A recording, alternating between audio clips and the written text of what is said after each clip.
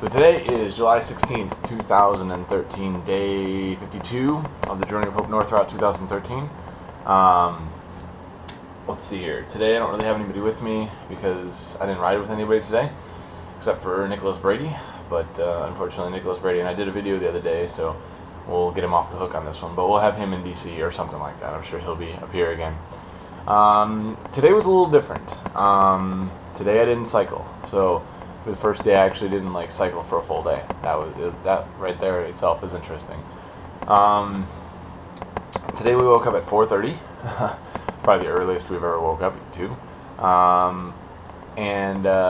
What happened is the crew is allowed to switch with cyclists. They each get one day where they can switch with a cyclist. And so today I switched with Spencer. Spencer is our logistics coordinator.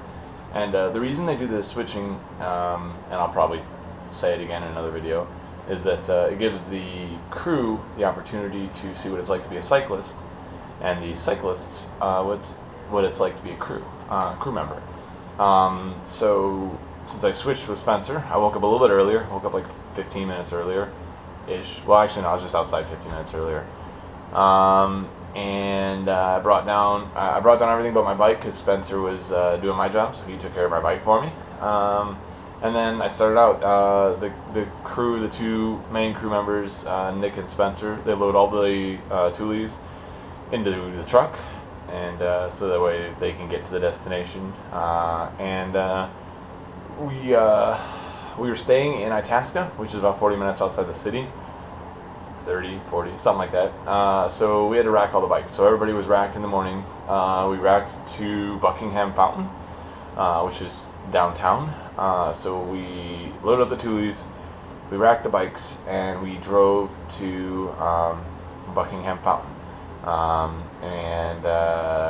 I gave directions to Buckingham Fountain because I was the logistics coordinator for the day, and we waited for John Schumacher to arrive, as he was going to be our ride-along.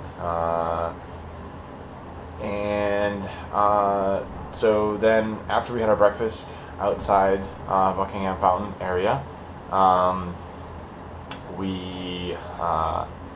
the cyclists went over to the fountain and they took their group picture, and then Nick and I kind of tried to figure out exactly where we were going. Nick, I, and Mark, we figured out where the cyclists were going because there was a reroute needed. So we headed off a little bit. We headed off, Nick and I, and we found that there were some construction zones, but we really didn't need much of a reroute. The crew pretty much did their thing and figured it out, actually. From what I talked to Nick Brady, he said that most of the time they kind of figure out the reroute and talk to the crew, but today the crew just kind of figured it out, and they did it. So props to the crew. We stopped at the McDonald's by the Illinois-Indiana border and had a little bit of breakfast, and then we kind of waited for the cyclists to come through. Cyclists came in, and we all took pictures at the Indiana border sign, welcome to Indiana. And then after that, we headed out all the way to where we were having lunch, which was at about mile marker 50. It was at the Indiana Dunes State Park. We met our sponsor Ian, who was providing us with lunch, introduced ourselves, helped him set up lunch, and then we just kind of sat around and waited for the sponsor the cyclist to arrive. So we hung out, talked with the sponsor a lot, and then they all got there. So all the cyclists started to arrive. We welcomed them in, told them where the bathrooms were, where lunch was.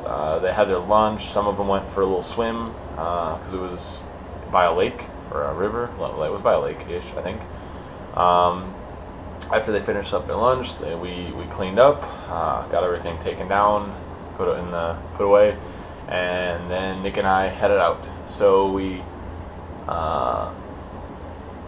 Nick has been drained. He's been working really hard for the past couple weeks. He hasn't really got much sleep, so Nick felt drained. So I drove for a while. Nick took a nap. I drove most of the rest of the way. Actually, all the rest of the way to the location. Pretty much just followed the route. The route was pretty much fine in the paper, except for the last 5 miles. There were some issues we had. There was a left turn that was not physically possible. There was a big median.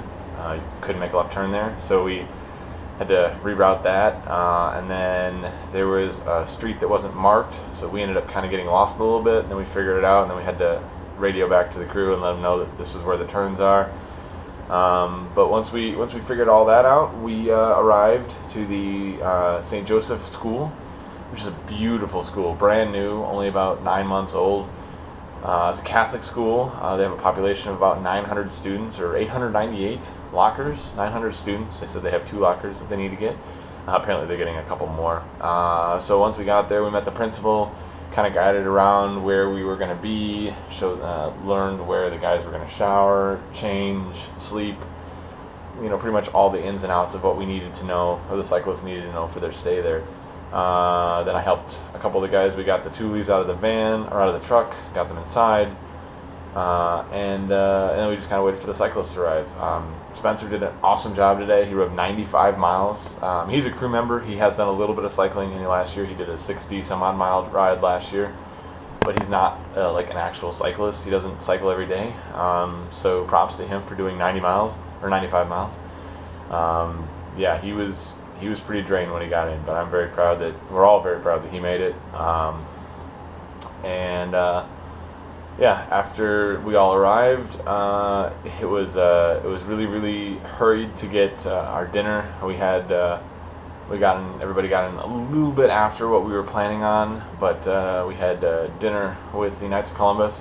Everybody's pretty drained at the dinner, but we had our dinner. We did our introductions. It was a nice spaghetti dinner, and then after dinner we headed out to get ice cream provided by the Schwartz family, Colin's parents.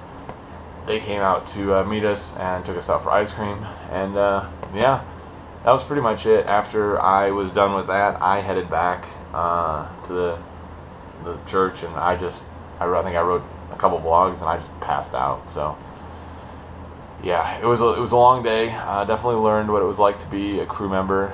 Definitely learned what it was like to be a logistics coordinator, which is what I'm thinking about doing for next year. I don't know yet. A lot of decisions to be made, and I got to be accepted first as well. But that's something I kind of want to do. It was a lot of fun.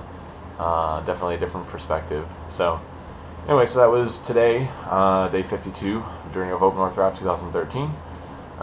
Check out the blog over here. Well, the blog is joh.theotherbrew.com.